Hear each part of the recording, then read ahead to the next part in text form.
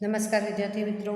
अभी भारतीय लोकतंत्र यानी भारत जो लोकशाही राष्ट्र है उसके बारे में हम देख रहे थे। तो उसमें हम देख रहे थे उसके जो आधार स्तंभ हैं कि लोकतंत्र को जीवंत जो है वो चुनाव रखते हैं और चुनाव करने वाले जो मतदाता हैं वो भी उसी में अपना स्थान रखते हैं कि अपने सार्वत्रिक वयस्क मताधिकार के एक सिद्धांत एक प्रति व्यक्ति एक मत के द्वारा वो सही व्यक्ति की पसंदगी करते हैं और बाद में वही लोग हमारे प्रश्नों को सुलझाते हैं और देश के विकास के लिए कार्य करते हैं। अभी हम आगे देखेंगे लोकतंत्र का आधार स्तंभ चुनाव कि लोकतंत्र का आधार अर्थात चुनाव। लोकतंत्र का आधार है, हम बोलते कि भारत लोकशाही राष्ट्र है। ये जैसे कि हमने लास्ट वीडियो में बोला था कि लोगों के लिए और लोगों द्वारा चलने वाला शासन, तो वो लोग ही चलाते हैं। कहने का मतलब है कि लोग ही चुनाव में जो हमारे मंत्री हैं उनकी पसंदगी करते हैं, यानी राज्यों में विधानसभा के सदस्यों की और केंद्र में लोकसभा के सदस्यों की चुनाव के द्वारा ही पसंदगी करते हैं। इसीलिए लोकतंत्र को जीवंत आधार स्तंभ जो है वो चुनाव है और चुनाव के समय त्योहार जैसा वातावरण दिखाई देता है। आपने देखा होगा कि हमारे सूरत का ही हमें एग्जाम्पल कि चाहे वो महानगर पालिका का भी चुनाव क्यों ना हो, जब चुनाव आता है तो हर एक जो राजनीतिक दल है उनके जो कर्मचारी मतलब कार्यकर्ता होते हैं वगैरह वो चुनाव का ज़ोर शोर से अपने पक्ष के जो सदस्य खड़ा है उनके लिए ज़ोर शोर से प्रचार प्रसार करते, पैम्पलेट है या रेडियो है टेप रिकॉर्डर वगैरह द्वारा उसका प्रचार प्रसार होता है। कई जगह नाश्ते पानी भी रहते हैं, वो सब आपने देखा होगा।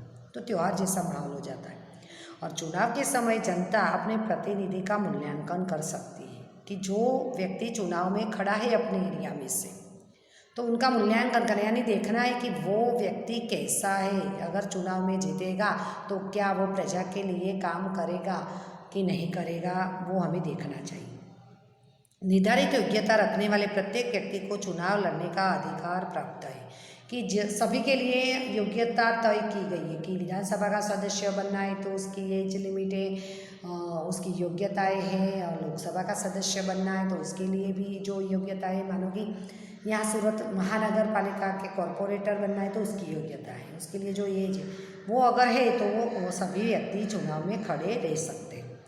चुनाव में राजनीतिक पक्ष के साथ साथ राजनीतिक पक्ष यानी जो कांग्रेस, बीजेपी, आम जनता पार्टी, तृणमूल कांग्रेस है, समतावादी पार्टी है, बहुत सारे ऐसे राजनीतिक पक्ष है और उसके साथ साथ अपक्ष यानी कोई भी व्यक्ति, एक ही व्यक्ति अकेली, उसका कोई संगठन, उसकी कोई पार्टी नहीं, पर उसको अकेले, मानो कि मैं हूँ, मुझे लगे कि मैं चुनाव में मुझे खड़ा रहना है तो मैं अकेले मेरा कोई निशान बनाकर खड़ी रह सकती हूँ, तो वो अपक्ष उम्मीदवार कहलाता है, जिसको निर्दलीय उम्मीदवार भी कह सकते। तो निर्दलीय उम्मीदवार भी चुनाव लड़ते हैं और चुनाव में जिस राजनीतिक पक्ष या राजनीतिक पक्षों के गठबंधन से सबसे अधिक उम्मीदवार विजयी हो उससे सत्ता प्राप्त करते, जो आगे के चैप्टर में मैंने सारा आपको डीप में बताया।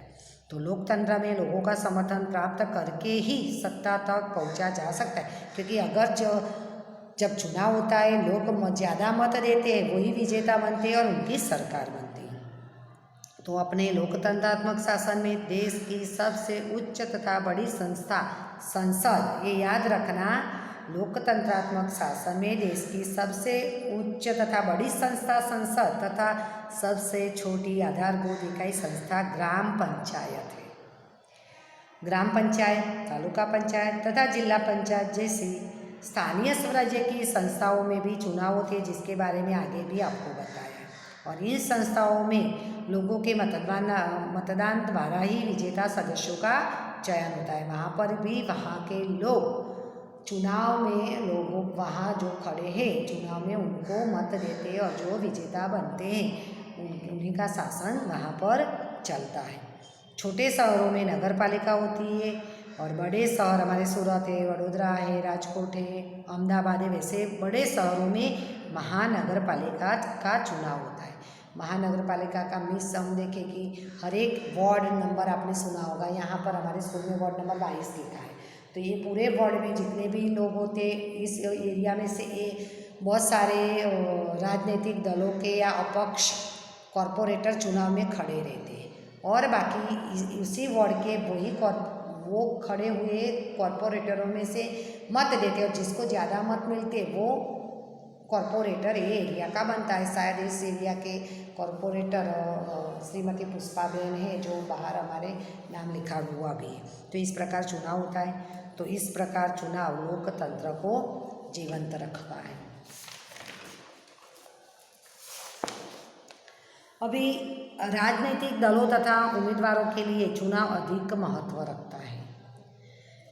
जो भी पॉलिटिकल पार्टियां हैं उनके लिए चुनाव ही महत्वपूर्ण कि चुनाव होता है तभी उनके उम्मीदवार अगर जीत जाते हैं तो उनके पक्ष की सरकार बनती है और अगर उनके पक्ष की सरकार नहीं बनेगी पर उनके उम्मीदवार चुनाव में खड़े रहते और विजेता बनते तो विरोध पक्ष की भी वो भूमिका निभाते हैं।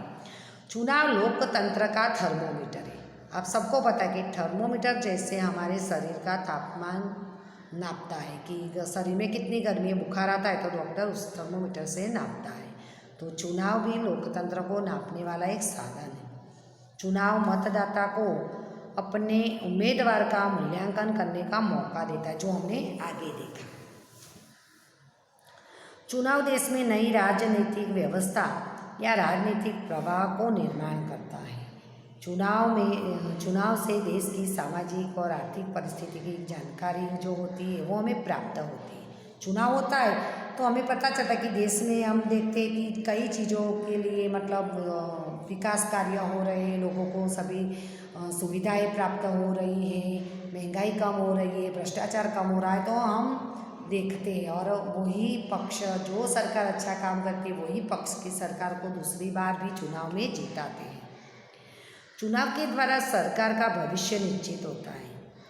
तो वो तो सही है, चुनाव होता है, लोग ने किसको मत दिया है उस पर ये जो सरकार का जो भविष्य तय होता है। राजनीतिक दलों के अलावा अपक्ष तथा विविध संगठन भी चुनाव लड़ते, जो आगे हमने देखा। संसदीय लोकतंत्र में जिस राजनीतिक पक्ष के उम्मीदवार सबसे अधिक संख्या में चुने जाते हैं, जो हमने आगे लोकसभा के चुनाव में हमने देखा था प्रधानमंत्री वगैरह में, तो वो चीज़ ये है कि संसदीय लोकतंत्र यानी लोकसभा का जब चुनाव होता है तो जो राजनीतिक पक्ष के उम्मीदवार सबसे अधिक संख्या में विजेता बनते चुने जाते, वो दल दूसरे दल से गठबंधन करके वो सदस्यों का समूह सत्ता प्राप्त करके सरकार की रचना करते हैं। लोकतंत्र में लोगों का समर्थन चुनाव द्वारा ही जाना जा सकता है। अभी हमारे देश का में ही हम बोले कि लोकसभा का चुनाव लास्ट ईयर अप्रैल में हुआ था। तो जो लास्ट ईयर अप्रैल में जो चुनाव हुआ था तो उसी में लास्ट ईयर में मतलब ये अप्रैल, अभी जो अप्रैल आएगा तभी तो 2 साल हो जाएंगे। तो अप्रैल महीने में जो चुनाव हुआ था तो उसमें लोकसभा के सदस्यों का चुनाव हुआ। तो लोकसभा का सदस्यों का जो चुनाव हुआ था, यहाँ पर हम देख रहे थे कि लोगों का समर्थन जान सकते। तो लोगों ने उससे पहले भी बीजेपी की सरकार थी, दूसरी बार जब चुनाव हुआ लोकसभा का तो भी बीजेपी की सरकार हुई। तो उससे पता चलता है कि लोग ज़्यादा समर्थन बीजेपी को करते हैं। प्रजा के समर्थन द्वारा ही सत्ता प्राप्त की जा सके। अगर प्रजा देखो बीजेपी के उम्मीदवार को विजेता नहीं बनाती ज़्यादा तो वो सरकार नहीं बना पाती या सत्ता को टिकाए नहीं रख सकते।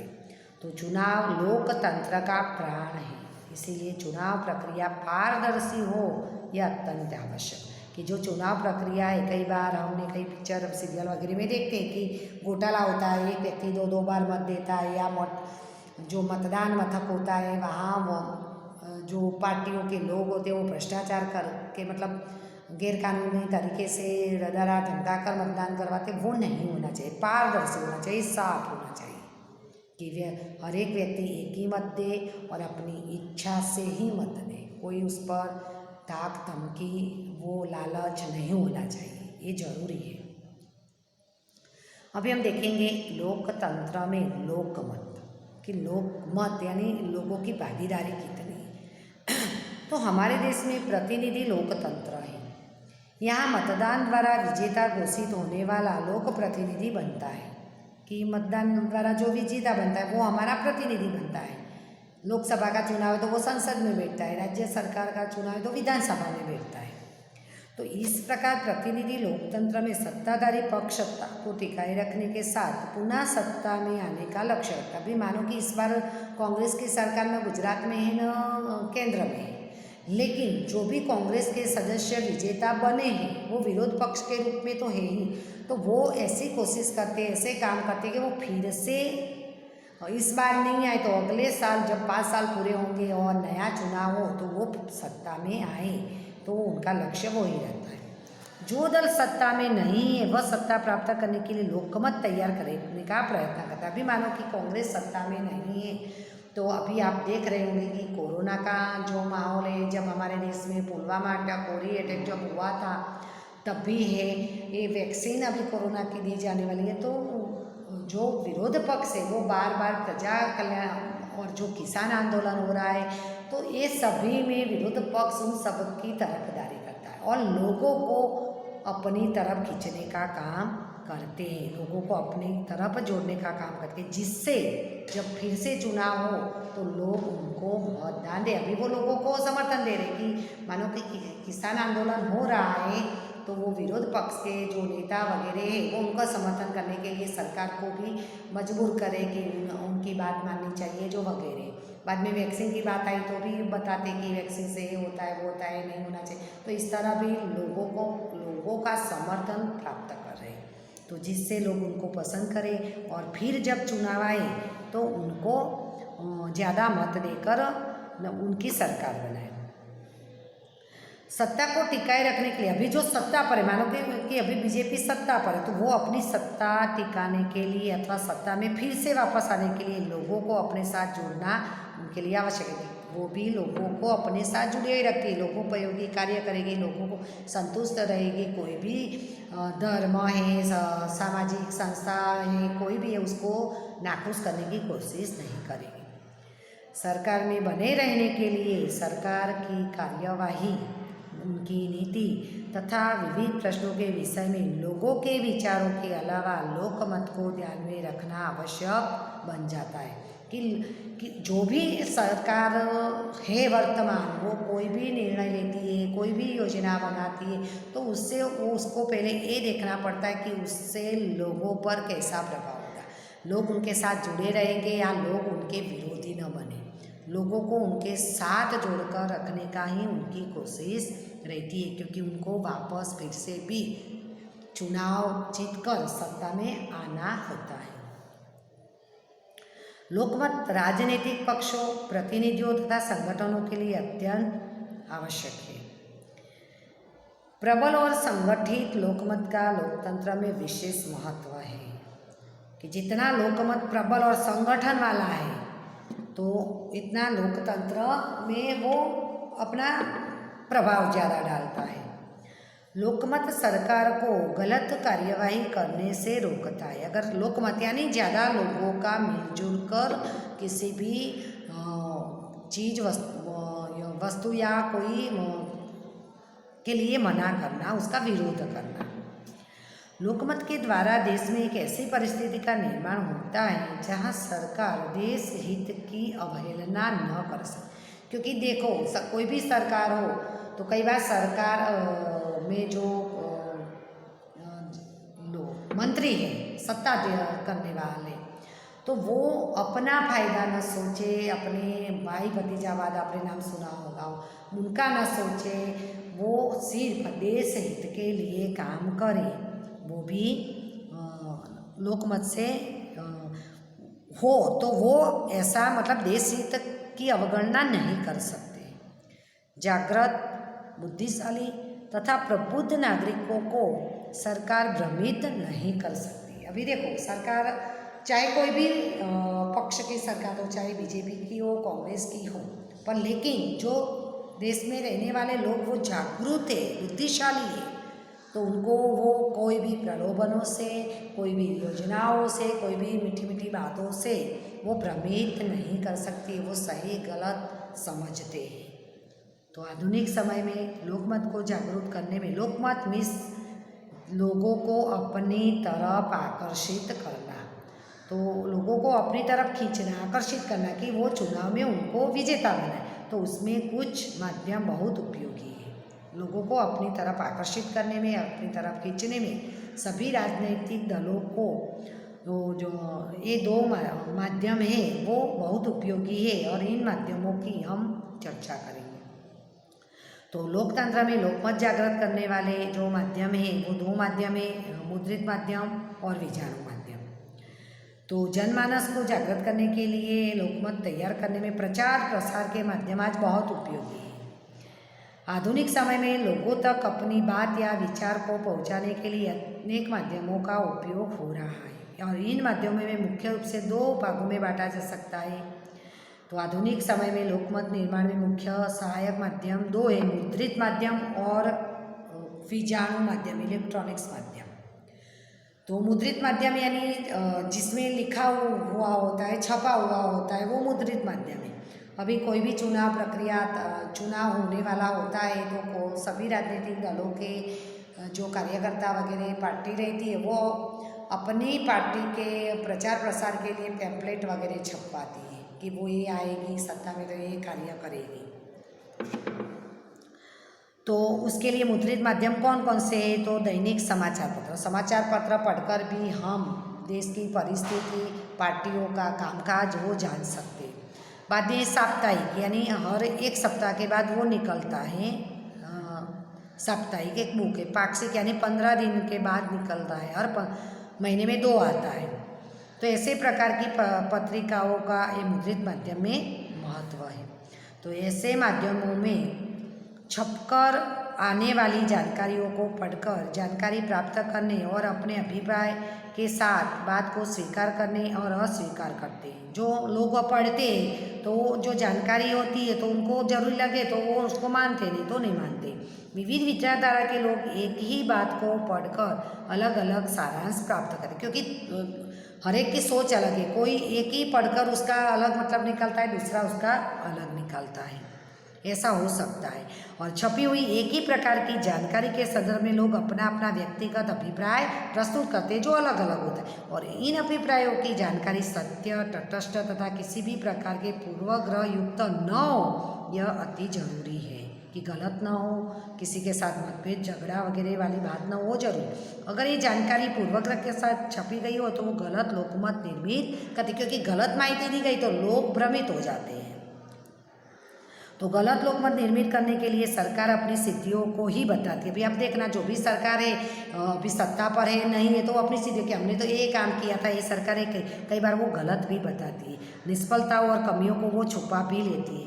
ऐसा न हो इसलिए अखबारी स्वतंत्र, यानी जो अखबार आते हैं न्यूज़पेपर, उनको जो भी छापे उसमें स्वतंत्र है, उन पर कोई ज़बरदस्ती नहीं कर सकता है। हमारा देश भाषा, संस्कृति, प्रादेशिक विविधता वाला देश होने के कारण देश की विविधताओं के बीच प्रादेशिक भाषाओं का स्थानीय समाचार पत्र अधिक लोकप्रिय बने, और इन कारणों से लोकमत को जागरूक करने में ये माध्यम महत्वपूर्ण भूमिका निभाते हैं। यहाँ साक्षरता का हमारे देश में कम प्रमाणित, लोग पढ़े लिखे नहीं तो मुद्रित माध्यम को पढ़ नहीं पाते। मैगजीन है, न्यूज़पेपर है, साप्ताहिक पाक्षिक है, वो पढ़ नहीं पाते हैं, इसीलिए ये माध्यम असरकारक साबित नहीं होता है।